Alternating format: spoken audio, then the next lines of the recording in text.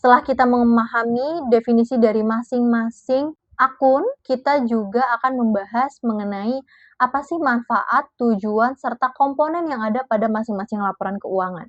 Yang pertama kita bahas laporan laba rugi. Sesuai tampilannya, laporan laba rugi bertujuan untuk menyajikan informasi mengenai kinerja perusahaan dalam satu periode tertentu, dengan membandingkan adanya pendapatan dan beban.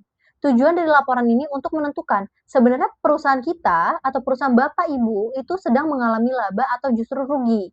Jadi kita juga bisa memantau nih untuk kedepannya apa sih yang dapat kita lakukan untuk meresolusi hal tersebut. Selain itu, khususnya laporan laba rugi itu bermanfaat bagi pihak manajemen sebagai bahan evaluasi kinerja dan perencanaan. Nah, biasanya kalau untuk seorang investor itu buat nilai nih Bapak Ibu, sebenarnya profitabilitas bagi seorang investor di perusahaan Bapak itu tuh oke atau enggak gitu. Serta untuk bagi seorang kreditur itu untuk melihat atau menganalisis kemampuan bagi perusahaan untuk melakukan pembayaran apabila adanya transaksi peminjaman gitu. Nah, komponen dari laporan laba rugi seperti yang kita sudah lihat itu berupa pendapatan dan beban yang memang akan menghasilkan keterangan laba atau rugi yang akan disajikan lebih rinci melalui unsur seperti HPP, laba kotor, beban operasional, beban pajak, laba usaha, hingga mendapatkan sebuah laba bersih perusahaan. Setelah kita tahu laporan laba rugi, kita lanjut ke laporan perubahan modal.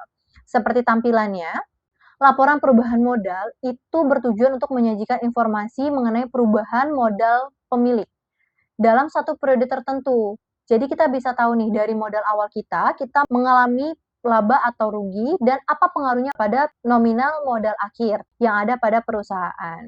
Biasanya ini bermanfaat bagi pihak manajemen sebagai alat evaluasi dalam meningkatkan modal melalui laba dan akan berguna bagi investor biasanya untuk menilai perkembangan investasinya. Tapi juga bisa digunakan seorang kreditur untuk menilai stabilitas keuangan perusahaan. Jadi, laporan ini memang sebagai sumber informasi penting dalam pengambilan keputusan ekonomi.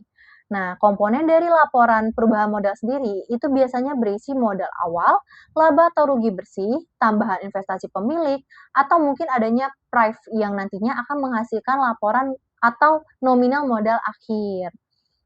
Nah, setelah laporan perubahan modal, yang ketiga adalah laporan posisi keuangan. Tujuan dari laporan posisi keuangan adalah untuk menyajikan informasi mengenai kondisi keuangan perusahaan pada suatu waktu yang memang meliputi aset, liabilitas, dan ekuitas untuk memberikan gambaran nih Bapak Ibu mengenai sumber daya yang kita miliki, kewajiban yang harus kita penuhi, dan hak pemilik atas aset perusahaan kita. Nah, manfaatnya biasanya untuk manajemen digunakan sebagai dasar pengambilan keputusan dalam pengelolaan aset dan kewajiban.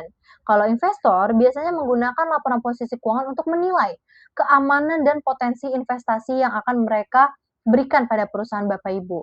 Nah, biasanya kreditur juga menggunakan laporan ini untuk menilai kemampuan perusahaan dalam memenuhi kewajibannya. Dan dalam laporan posisi keuangan itu memiliki komponen utama yaitu aset, liabilitas, dan ekuitas, di mana aset merupakan sumber daya yang memang dimiliki perusahaan dan liabilitas merupakan kewajiban yang harus perusahaan selesaikan, sedangkan ekuitas merupakan hak pemilik atas aset setelah dikurangi dengan liabilitas.